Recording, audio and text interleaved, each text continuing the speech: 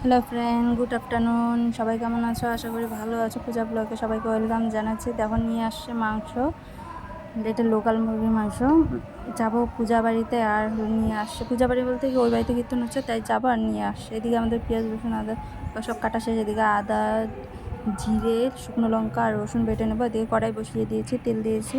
আলুটা প্রথমে ভেজে নেব। আলুটা দিয়ে দেবো এখনই।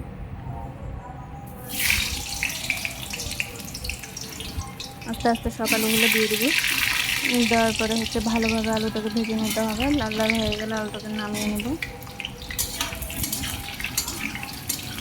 তোমরা ভাবো হয়তো মাংসের মধ্যে আমরা এত আলু দিই, সেটা কোনো ব্যাপার না। ব্যাপার হচ্ছে আমাদের বাড়িতে আলু খেতে সবাই ভালোবাসে, তাই আলুটাকে আমরা বেশি দিই মাংসের মধ্যে। সবাই চায়, চেয়ে চেয়ে নেয়, তাই কড়াইটা বসিয়ে দিয়েছি। এদের তেজপাতা, জিরে, শুকনো লঙ্কা সব ফোড়ন দিয়ে দেবো।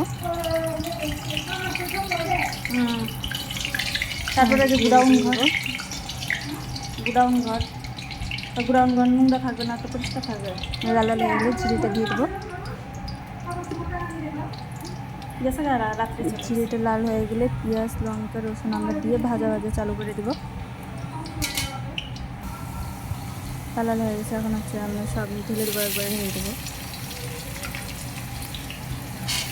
দিয়ে ভালোভাবে ভেজে নেব।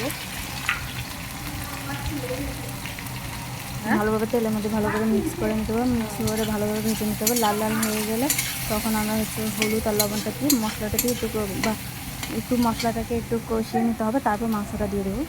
যে আমাদের মাংস ধোয়া হয়ে গেছে, মশলা করা হয়ে গেছে। এই পেঁয়াজটা লাল লাল হয়ে আসছে, আর একটু ভেজে নিতে হবে।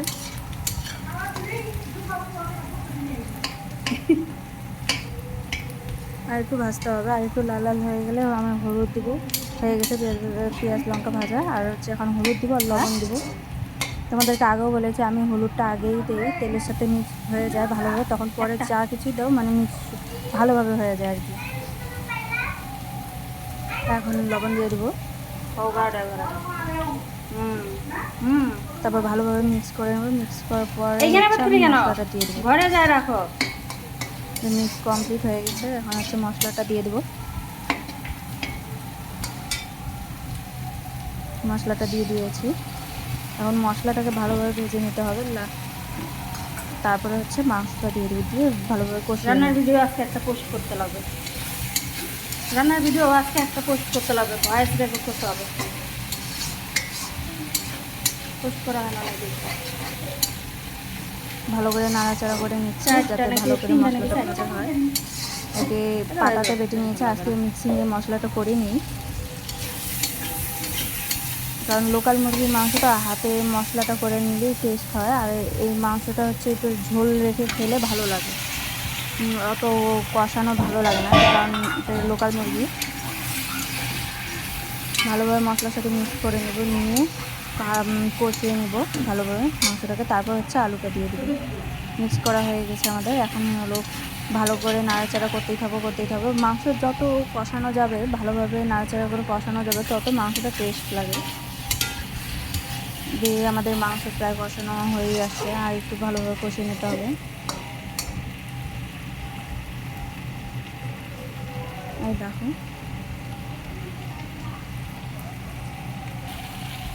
এখন আলুটা দিয়ে দেবো আমি।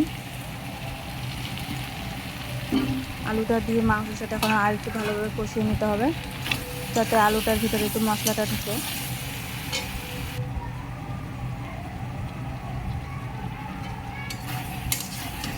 এখন ভালোভাবে কষিয়ে নিতে হবে। আমাদের কষানো প্রায় হাফ হয়ে আসছে, আর একটু কষিয়ে নিতে হবে ভালোভাবে। যত মাংস কষানো যাবে তত টেস্ট লাগে। আমাদের কষানো কমপ্লিট। এখন জল দিয়ে দেবো। আজকে তোমাদের জল গরমটা দেখাতে পারিনি, তবে এই যে জলটা দিয়ে দিয়েছি, দেখো কি সুন্দরভাবে বলক করা শুরু হয়ে গেছে। তবে গরম জল দেওয়াটা বেশি ভালো, তাড়াতাড়ি বলক করা চালু হয়ে যায়।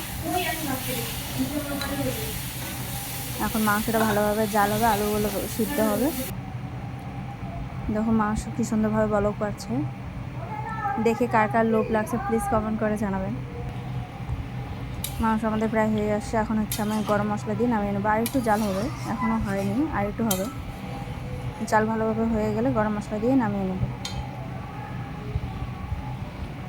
হয়ে গেছে আমাদের, কারণ একটু ঝোল রাখতেই হবে, কারণ লোকাল মুরগির মাংস তো ঝোল না রাখলে ভালো লাগবে না। অনেকে কষানোও খেতে পারে, তো আমাদের কাছে ঝোলটাই ভালো লাগে। এখন হচ্ছে নামিয়ে নেব, আমাদের মাংস তরকারি কমপ্লিট।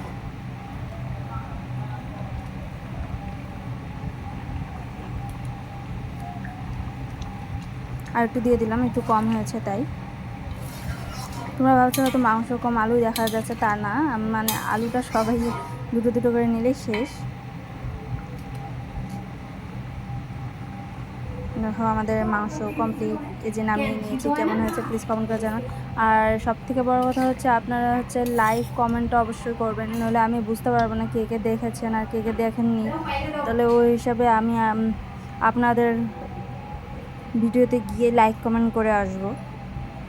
আশা করি ভালো হয়েছে, সবাই ভালো থাকবেন, টাটা বাই বাই।